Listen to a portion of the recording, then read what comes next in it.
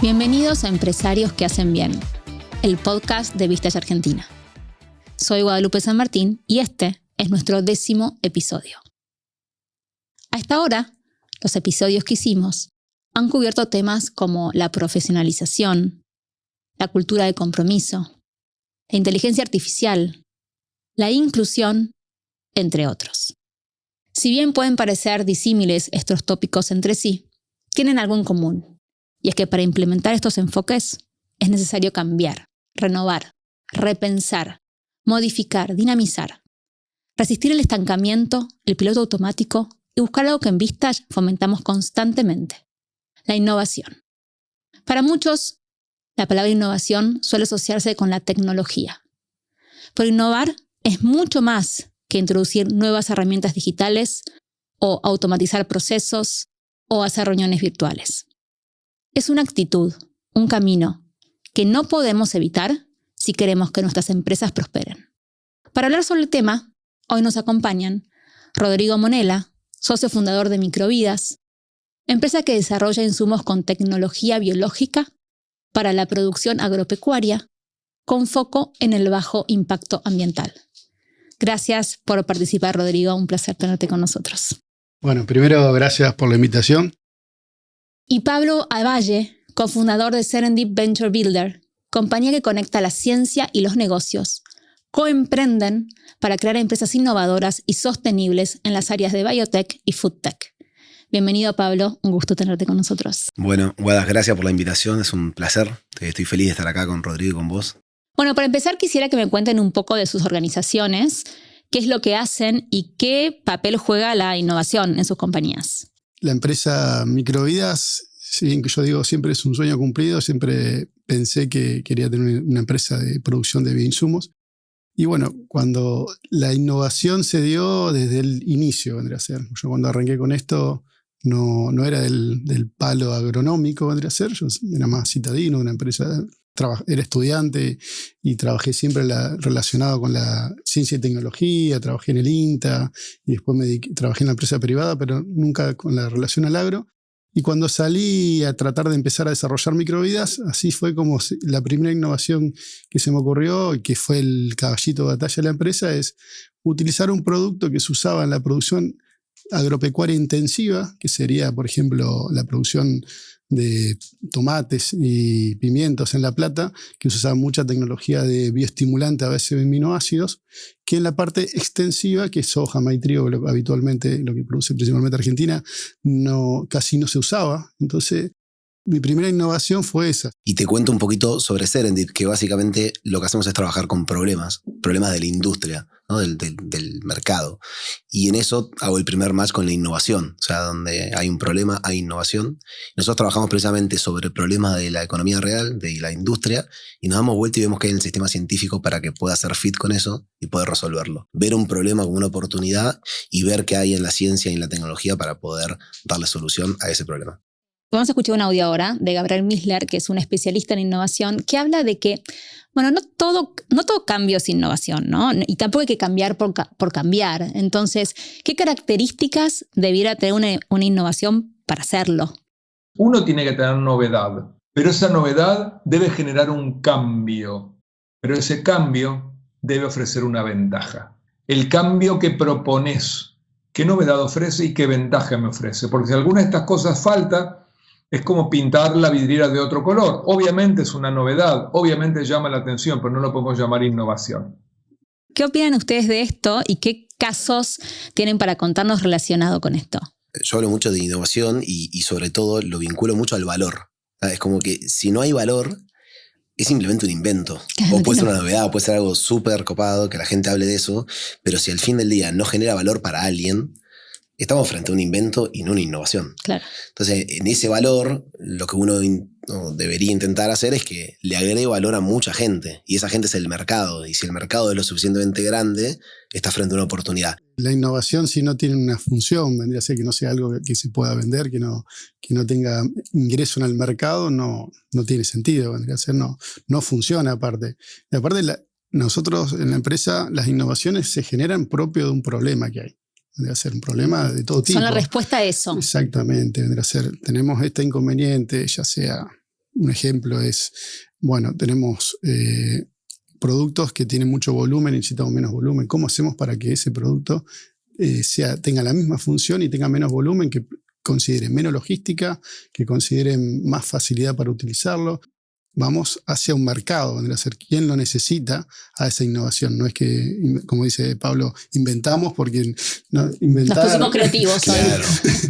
¿Y cuáles creen ustedes que son las señales de que una empresa no está innovando? Pensaba en que casi todas las empresas, o mejor dicho, casi ninguna empresa tiene incentivos asociados a la innovación. Cuando hay incentivos es, no sé, los sueldos que estén variabilizados en función a la cantidad de innovaciones que surjan, que tengan espacios propicios para que surja la innovación. Es como que estamos mucho más seteados en una mentalidad del retorno de la inversión. La innovación es muy difícil pedirle un retorno de la inversión dada y conocida del momento cero, con lo cual estamos muy seteados. Imagino en alguna empresa, porque conozco varias, en donde de repente surge alguna innovación y van al CFO y le piden plata. Así, bueno, ¿para jugar a qué? ¿No? ¿Cuándo me la devolvés? ¿Cuál es el payback de esto? Y bueno, realmente no lo sé. Cuando decís, Pablo, espacio para innovación, hace doble clic en eso. ¿A qué te referís? Bueno, yo creo que hay distintas formas en donde un ambiente corporativo podría trabajar con innovación, ¿no? Desde, no sé, un Innovation Hour, que es una hora para que surja la innovación y dejemos de pensar en los próximos mails que tenemos que responder, en las planillas que tenemos que llegar, en el ERP, que no sé qué cosa. Digo, dejemos de pensar en lo operativo y pensemos no sé si por fuera de la caja, pensemos de dónde aprieta el zapato en la cadena de valor, qué podemos hacer mejor, busquemos tendencias, aprendemos de nuevas tecnologías. Después, no sé, podríamos hacer sprint. Una vez al mes traemos una solución y hacemos un sprint de una semana a ver si prototipamos, si tiene sentido esto que estamos diciendo o no. Veo muchas empresas tipo con muchos años ya estancadas, que hace años que siguen vendiendo el mismo producto. Ahí es donde veo que vendría a ser que no hay una apertura mental. No se animan. No se animan, tienen miedo, ya están en otro momento. Siempre lo hicieron así, les funcionó. Y ahí es donde yo veo la gran diferencia, que no dejan que nadie dé el paso. Creo que cualquier persona joven, ya sea más o menos, tiene un perfil innovador. Más en Argentina creo que todos nos adaptamos continuamente a hacer cosas nuevas porque el ambiente lo hace. Así que hemos innovado desde la parte económica, financiera de las empresas, hacemos malabares, ¿no? Creo que estamos pensando en innovación en términos muy amplios, pero cuando empezamos a estudiarla y analizarla, uno se puede encontrar con dos tipos de innovación. Una innovación sostenible, que precisamente lo que busca es sostenerse en el tiempo y busca el margen. O sea, tiene como foco y como luz el margen de rentabilidad. Y ahí aparece la mejora continua. El 98% de las compañías del mundo trabajan sobre ese tipo de innovación. Solamente el 2% trabaja en lo que se llama innovación disruptiva. Y trabajan con el dilema del innovador, que es justamente tener la capacidad de poder sostener las unidades de negocio que hoy te generan ingresos y aquellas que te hacen explorar de alguna manera, ¿no? Como que te generan egresos, pero que estás explorando nuevos horizontes. Como es tan riesgoso, hay muy pocas compañías que saben trabajar en ese dilema del innovador. Me parece que es esa la que hoy estamos todos llamados a empezar a involucrarnos, ¿no? A romper las cosas como las conocemos, los modelos de negocios, los materiales. Aparecen múltiples tecnologías que emergen todo el tiempo y que se ponen a disposición de que las cosas cambien, ¿está bien? Y que mejoren y demás. Entonces, en eso me parece que ese es el tipo de innovación que nosotros tenemos que empezar como a analizar y a trabajar en innovación disruptiva. Yo te escucho y siento que estás hablando de una cultura de innovación metida en la compañía. Entonces, ¿cómo se logra eso y cuál es el rol del líder o del liderazgo de la compañía, ¿no? del grupo de liderazgo para lograr insertar justamente, instalar y que se viva realmente una cultura de innovación dentro de la compañía? Lo primero que surge es, todo esto cuánto nos sale y cuál va a ser el primer gol que metamos con esto. ¿Cuándo recuperamos esto? Y hay veces que eso no pasa en un mediano plazo. Entonces tenés que sostener. Es que si vos lo haces durante 1 o 2 años, no lográs que permee en la organización. Sobre todo te estoy hablando de compañías que a lo mejor tienen más de 100 años. O sea, no lo vas a lograr. Tiene una cultura que ya saben, si lo hice siempre así, funcionó. ¿Por qué tengo que cambiar? Bueno, ahí aparece eso aparece, pero si venimos hasta acá sí. ¿Qué necesidad? ¿Qué necesidad? Si no, malo no fue, ¿no? Esa es, me atrevo a decir, ¿no? Es como esa inconsciencia de que estamos sumergidos en esta era donde todo cambia. Entonces, quizás hay que sacarse un poquito todos esos conceptos, ¿no? O esa mentalidad de que, si vinimos bien hasta acá, pero el hasta acá no es lo mismo que ayer, ¿no? Es como que hoy no es el mismo que ayer. Exacto. Entonces, por eso decía de forzar y de generar instancias. Hablé del Innovation Hour, pero hay otras dinámicas donde dice, bueno, esto forzosamente lo hacemos para que empecemos a dialogar el mismo idioma y empecemos a ver que las cosas pueden cambiar y pueden mejorar, y no simplemente que va a ser en detrimento de tu trabajo. Al contrario, es como que hay un montón de tecnología disponible hoy en día para hacer tu trabajo más fácil o muchísimo más eficiente. Me gustaría hacer doble clic en eso, como para traer a cosas reales, ¿no? Innovation Hour que dijiste hace un rato, bueno, ponemos 1 hora, 2 horas, o una vez por semana, o cada 2 semanas, o por mes. Es un momento para pensar, dejar el día a día, ponernos a pensar en esto en forma creativa.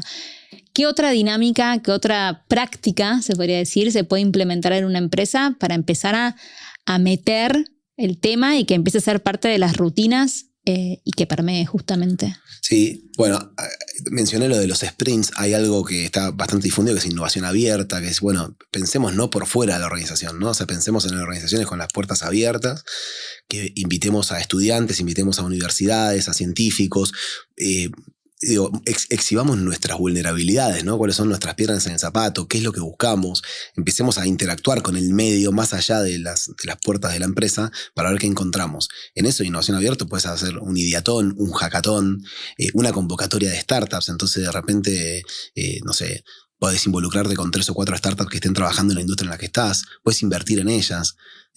Hay distintos mecanismos para materializar que esa innovación empiece como a nombrarse primero en los pasillos, ¿no? Como que pues, tiene que pasar eso. En el café, en el mate, en el comedor, tiene que empezar a hablarse, che, ¿vieron que ahora se va a sumar esta startup que está trabajando no sé qué?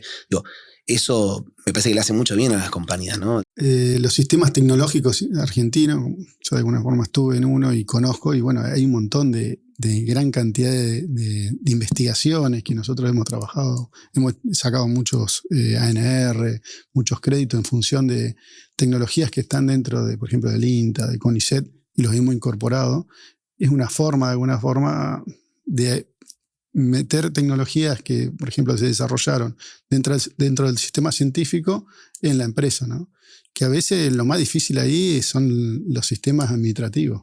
Nos costó muchísimo, un montón de proyectos muy interesantes que están para poder hacerlo, y es difícil a veces. Las barreras son más barreras administrativas que por ahí que la persona que quiere venir a trabajar y poder traer su tecnología.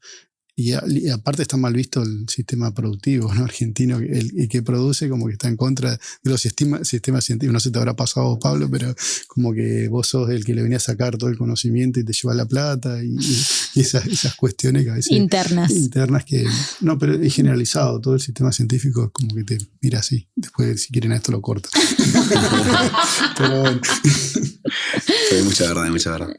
Me gustaría que ahora sí nos metamos un poco en cómo se hace esto en una empresa real, en la vida real, ¿no? Y tenemos otro audio de Gabriel Misler para escuchar y después lo comentamos, ¿les parece? Vale. Siempre se habla, y esto todos los que dan cursos de autoayuda en innovación te dicen, debes salir de tu zona de confort.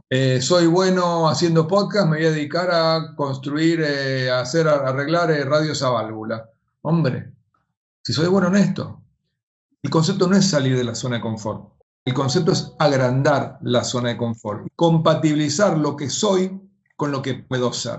Yo estoy bastante de acuerdo. A mí me parece que esto de salir de la zona de confort tiene muchísimas interpretaciones, ¿no? Es como que, bueno, no sé, esforzate por ser mejor en lo que sos malo. Y a lo mejor estás perdiendo un montón de tiempo en algo que sos bueno y puede ser mucho mejor. No sé, no soy del palo del fútbol, pero es como que le pidamos a Messi que aprenda a atajar o que sea buen arquero. Digo, ¿para qué? ¿Para qué? Si el pibe es un fenómeno haciendo lo que hace, ¿no? Entonces me parece que salir de la zona de confort, si lo vemos por el lado de mejorar las cosas en las que no sos bueno, me parece que es una pérdida de eficiencia total, porque estás dejando ese tiempo que estás destinando a eso, no lo estás destinando a lo que realmente sos bueno y puedes marcar una diferencia, ¿no? Y eso de expandir tu zona de confort parece que va en línea con eso. Ahora, si lo vemos como... salir de la zona en la que estamos acostumbrados y lo llevo más al plano del negocio, y bueno, sigamos haciendo lo que hacemos porque esta es nuestra zona de confort, ahí sí veo un riesgo, ¿no? O sea, en términos institucionales o en corporativos te diría hay que vivir permanentemente fuera de la zona de confort, pero no porque no sigamos haciendo las cosas o mejorando las cosas que hagamos, sino para hackear todo el tiempo el modelo que conocemos.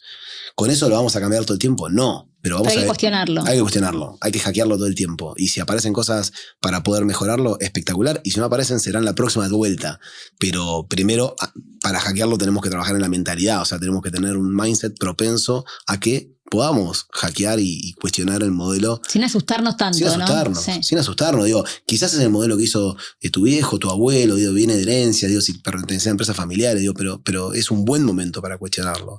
Y no significa que cuestionarlo vas a cambiar todo, ¿no? No es que me voy a pelear con todos los primos en la mesa de directorio, no. Lo que dice él está claro, agrandar en lo que está, pero siempre nosotros vendemos tratamiento de semilla. ¿Y por qué no vender semillas? ¿Y por qué no desarrollar una semilla que está en tu mismo negocio? Entonces, y lo hacemos continuamente eso. Nosotros empezamos vendiendo un producto y ahora tenemos toda la línea. Entonces, te incomoda un poco de esto de salir. Incomoda, por supuesto, pero con cierto nivel de sinergia, si se quiere.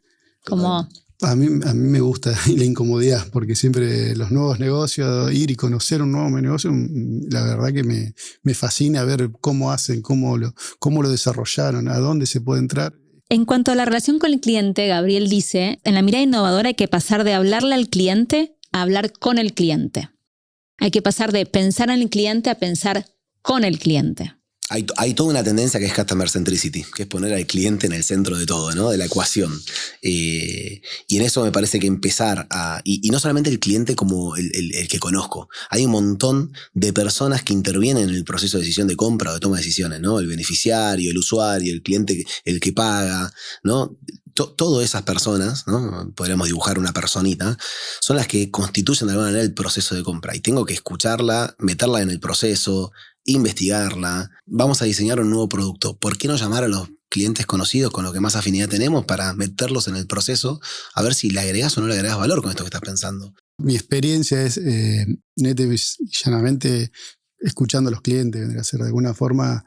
Yo salía de alguna forma a vender. Cuando yo arranqué, agarré una camioneta y salí a vender, nunca había vendido nada y fue mi primera experiencia, fueron fantásticas. Y lo que vi es que, bueno, haciendo unas pruebas con este producto que había desarrollado, los conozco a mi socio. Yo ahora me hice socio, pero en ese momento era un productor. Le dejé la muestra, le conté todo lo que yo pretendía hacer con Microvidas y fue las ideas que yo tenía, que todo lo que había estudiado en la facultad, lo que había investigado en el INTA o lo que veía que era la tecnología que se iba a venir en algún momento de tratamiento de semillas o lo que sea el control biológico que se llama, que son tratar de producir usando microorganismos. Todo eso se lo contaba a este productor agropecuario que se llama Peco Alonso, que ahora es mi socio, y de alguna forma fue hablando con ellos, y ahora sigo hablando cada tanto, si bien yo ya no estoy más en la parte comercial, cada tanto me doy una vuelta con los principales clientes que fueron los que iniciaron, vendría a ser, y me cuentan y hablo y ya somos amigos, y eso sigue. Y cada vez enriquece un montón. Claro, yo necesito algo y lo llamo, che, contame esto, sí, me gusta, fíjate, esto puede ir por ahí. Cuando hablamos de innovación y hablamos mucho de startups, aparecen como múltiples startups todo el tiempo y buenísimo porque dinamiza un montón de innovación, pero uno por ahí ve un montón de soluciones a problemas que no existen, ¿no? Y en eso, el que el problema no exista es porque justamente lo que faltó es la comunicación con el mercado. Claro. Es como que ellos mismos pensaron que esto iba a estar buenísimo y se enamoraron de la idea y no de la solución, de alguna manera, o del problema, mejor dicho, y no escucharon, no supieron identificar a quién le estaban agregando valor. Quisiera que escucháramos un audio más de Gabriel Misler. Quiero meter la Argentina en esto, ¿no? Entonces, ¿cómo hacer en un país que tiene las complejidades como el nuestro para pensar en el largo plazo, incorporar innovación en el largo plazo, pero luego al mismo tiempo estar en el día a día, la coyuntura y todo esto al mismo tiempo? Entonces, vamos a escuchar y después comentamos, ¿les parece? Somos definitivamente innovadores. No es casualidad la cantidad de unicornios que tenemos en proporción, la cantidad de startups que hay. No, olvídate, somos creativos, pues somos sobrevivientes.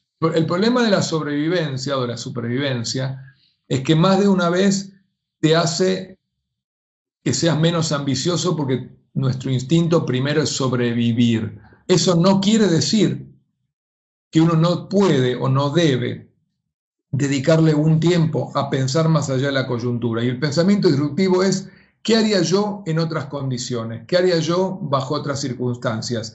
Porque lo que nos pasa muchas veces es cuando la circunstancia cambia, cuando la condición mejora, no estoy preparado para ese cambio. Muy bien.